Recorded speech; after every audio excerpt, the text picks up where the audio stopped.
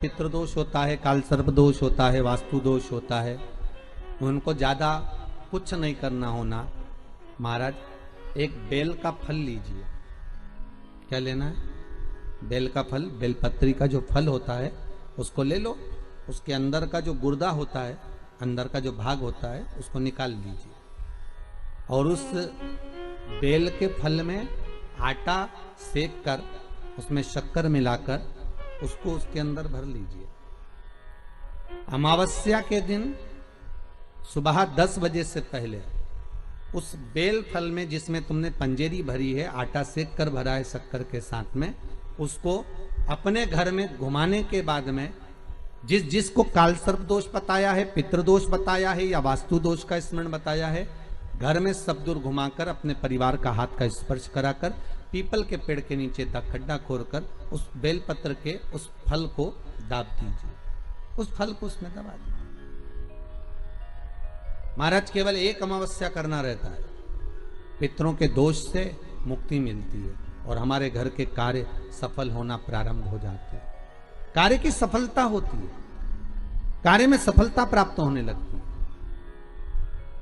हम तो कई बार कहते हैं महाराज जी, अगर ऐसा लगे किसी औषधि को आप ले रहे हैं, मालूम पड़े कि औषधि आपको लग नहीं रही है, शिव महापुराण की कथा कर रही है, मान लो औषधि आपको नहीं लग रही, आपने औषधि बहुत दिनों से ले रहे हो, कोई दवाई, मान लो आप किसी भी दवाई को ग्रहण कर रहे हैं और वो औषधि लगी नहीं रही है, वो शरीर को लगी नहीं पा रही और आप ठीक ही नहीं हो पा रहे, 15 दिन हो गए, 8 दिन हो गए, बताओ, उतना की उतना ही कैटरीना है, उतना ही उतना अपना भरा हुआ, वही की वही लीवर, वही की वही किडनी, वही की वही स्मरण, सभी कुछ वही वही है,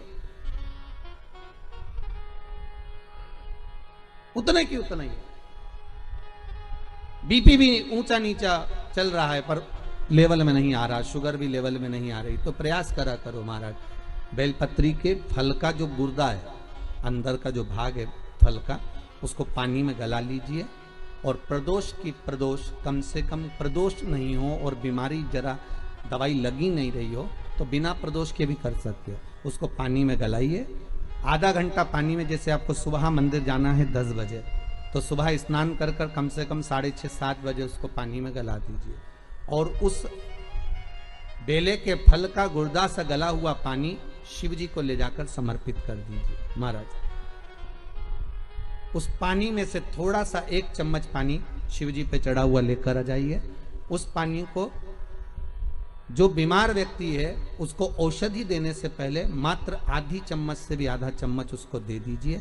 भगवान शंकर का श्री शिवाय नमस्तुभ्यम का जाप कर कर उस पानी को देने के बाद अगर आप औषधि देंगे तो ये पक्का है कि औषधि अपना कार्य करना प्रारंभ कर देगी और वो स्वस्थ होना प्रारंभ हो जाएगा। वो स्वस्थ हो औषधि। 7 स्थान शिवलिंग के बताए हैं जहां पर भूल से भी अगर कोई चंदन की उंगलियां लगा देता है, 7 स्थान ऐसे हैं जहां चंदन की मात्र उंगलियां लगा देने से ही शिव पितृलोक के पितरों को मुक्ति प्रदान करके वैकुंठ लोक का निवास दे देते हैं।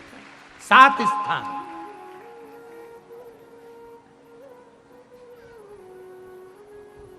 और वो 7 स्थान जो चंदन के बताए गए, पहला भगवान देवाधिदेव महादेव के शिवलिंग पर चंदन का लेपन।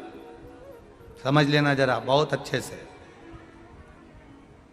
आपको लगता है स्वप्न में कोई मुर्दे दिख रहे हैं या कोई जल रहा है या कोई मर रहा है या कोई चला गया है, ऐसा भय लगता है, बच्चों को मानी भेजूंगी ऐसा हो जाएगा, पति को मानी भेजूंगी ऐसा हो जाएगा, कोई हमारे कोई गलत तो नहीं कर रहा है, आपको लगता है। 7 स्थान चंदन के बताएं महाराज।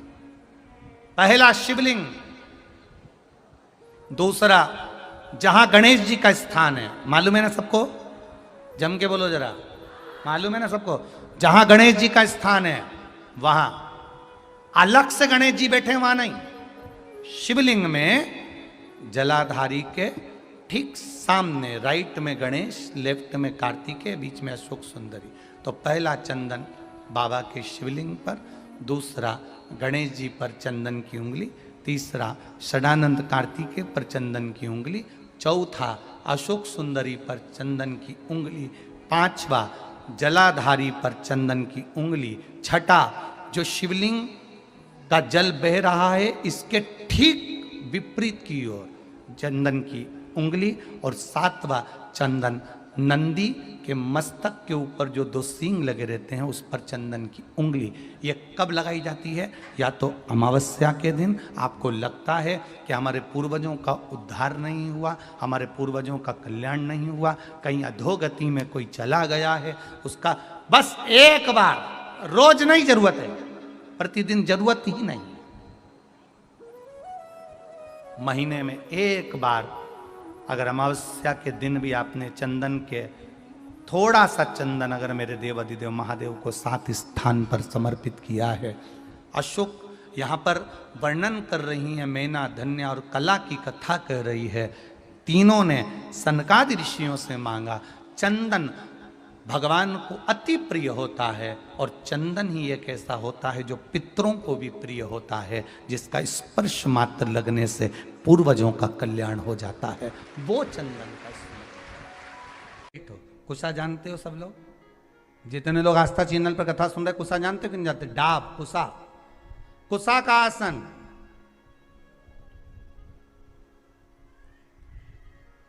ब्राह्मण कुशा कब तोड़ता है?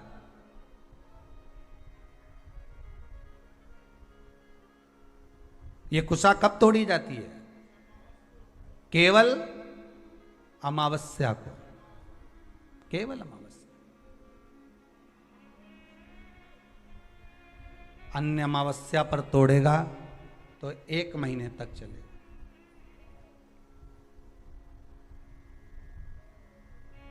केवल महाराज, और भद्र अमावस्या को जब तोड़ेगा तो 1 वर्ष तक चलेगा। और कुशा तोड़ने का भी नियम है, कुशा लाने का भी नियम है, और उस कुशा का आसन पर बैठकर स्मरण करने का भी नियम है।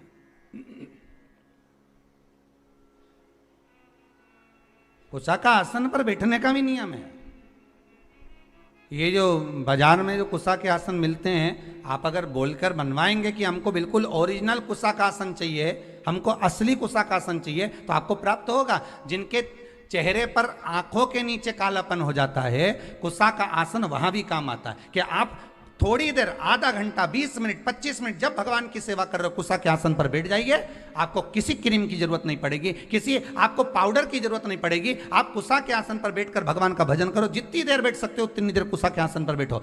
4 दिन, 8 दिन, 15 दिन कर कर देखना, आंखों के नीचे से कालापन समाप्त हो जाएगा। कुशा के आसन में वो तेज बल होता है कि नेत्र की ज्योति भी बढ़ा देता है। कुशा के आसन में वो बल होता है कि आदमी के नेत्रों पर जो चश्मा चढ़ा होता है वो तक समाप्त हो जाता है। पर लोगों ने कुशा का आसन हटा हटा कर आज के जमाने में नया नया ये सब मार्केट में जोरदार जोरदार आसन आए, टंगा रे, कपड़े का आसन मिल रहा है, ऊन का आसन मिल रहा है, इसका आसन मिल रहा है, तो लोग लो, मना नहीं है, पर आसन पर भी तुम कुशा का आसन लगाओ। पर कुशा के आसन पर बैठकर जो तुम अनुष्ठान करोगे, कुशा के आसन पर बैठकर जो तुम भगवान चर्चा करोगे, उसका एक बल बढ़ता है। कुशा के आसन ग्रहण अगर पड़ता है तो परिवार में, शास्त्रों में ऐसा वर्णन आता है कि गेरू, गेरू मतलब लाल चंदन। कौन सा चंदन? जम के बोलो जरा। लाल चंदन। ये गेरू तो बाद में आप लोगों ने उदर पे लगाना चालू करा, पर नियम ये है कि गर्भ में अगर बच्चा रहता है तो ग्रहण पड़ता है।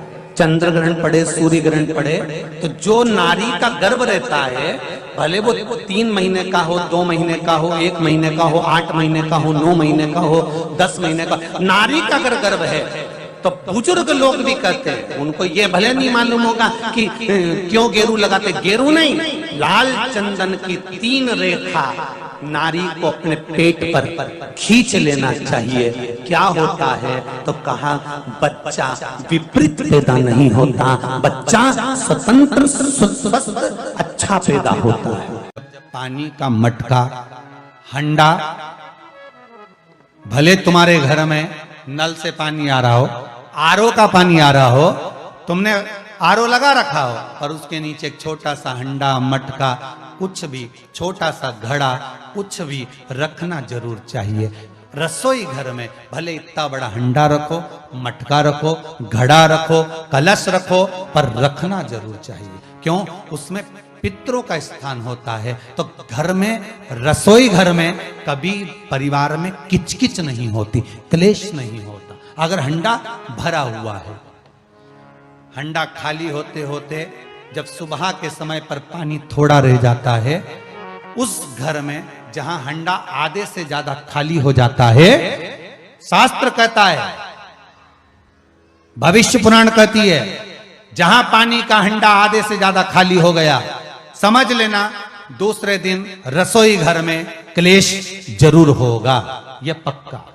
इसलिए हंडे की सीमितता देखी जाती है। मटके को, हंडे को, कलश को आधे से ज्यादा भरकर रखा होना चाहिए। भले आधे तक भरा रहे पर आधे से नीचे नहीं जाए। उस घर में अब माताएं पूछती हैं, पंडित जी हमारे घर में बहुत क्लेश है, हमारी बहू सुनती नहीं, बहू के हमारी सास नहीं सुनती। क्लेश हो कहां से रहा है? जब तुम लड़की पसंद करके आई, उसका पांव देख के आई, 25 बार फोटो देखा, अपनी रकम तोड़वा तोड़वा के बहू को सोने की रकम चढ़वा दी, खुद ने अच्छी साड़ी नहीं पहनी, 10-10 हजार का सूट चढ़ा दिया, चुन्नी बेस, डब्बा दिया तैयार होने का, चप्पल दी नाप की, चूड़ी का नाप मंगवाया, इतना प्रेम, और घर पे आके जगदम्बा हो गई। कारण क्या है? इतना क्लेश कहां से आ गया? जब तुमने पसंद करी, तुमने देखी, लड़की वालों ने यहां देखा, लड़के वालों ने वहां देखा, जब एक दूसरे को देख के सब बात हुई है, संबंध हुआ, रात रात भर बात चली, फिर क्या हो गया? यहां तो रोज फोन लगाती थी, मम्मी ये वाली साड़ी तैयार कर लो। हाँ बेटा कर ले, ऐसी बात सास और बहू में चले। चूड़ी का नाप भेज दीजिए, चोली का नाप भेज देना, और मैंने डब्बा तैयार कर लिया है, मैंने वीडियो कॉल में दिखाया, देख ले, यही है। चप्पल भी लिए, ये भी लिया, चोटी भी ली, गजरा भी लिया, दुनिया का सामान लिया, शादी करी ने 2-3 लाख रुपए तो गार्डन में खर्च कर दिए, ने लोगों के खूब चटाया, 2-3 लाख रुपए खाने में खर्च कर दिए, गिफ्ट भी दिया मेहमानों को। जब इतना खर्च करा, इतनी जोरदार बातचीत थी, फिर आखिर 1-2 साल में ऐसा क्या हो जाए कि ये जगदम्बा ने ये कात्यायनी हो जाए? कारण क्या है? वो कारण तो ढूंढो। अरे बोलो तो सही है कि नहीं है? कारण तो ढूंढो कि कारण क्या है ऐसा, कि क्या कारण हो गया? अब दोष दे नहीं कि माँ ने सिखा दिया होगा, और वो दोष दे, तुम तो अपनी माँ के ही हो, हमारी तो सुनो ही नहीं। अब वो इधर दोष, वो उधर दोष दे, ये दोष देने से कुछ नहीं हो, अपने कर्मों का दोष देखो। ने जरूर झांक कर देखना कि सवेरे सवेरे कहीं हंडा खाली तो नहीं मिल रहा है, पूरा नीचे तक तो नहीं चले गया, आधे से नीचे तो नहीं हो गया। मतलब घर में दूसरे दिन क्लेश तो होना ही है, भले कटोरी के चक्कर में, पानी के चक्कर में, रसोई घर के चक्कर में, रोटी के चक्कर में, चाहे दिन भर में कभी भी होगा, पर 24 घंटे में क्लेश होगा।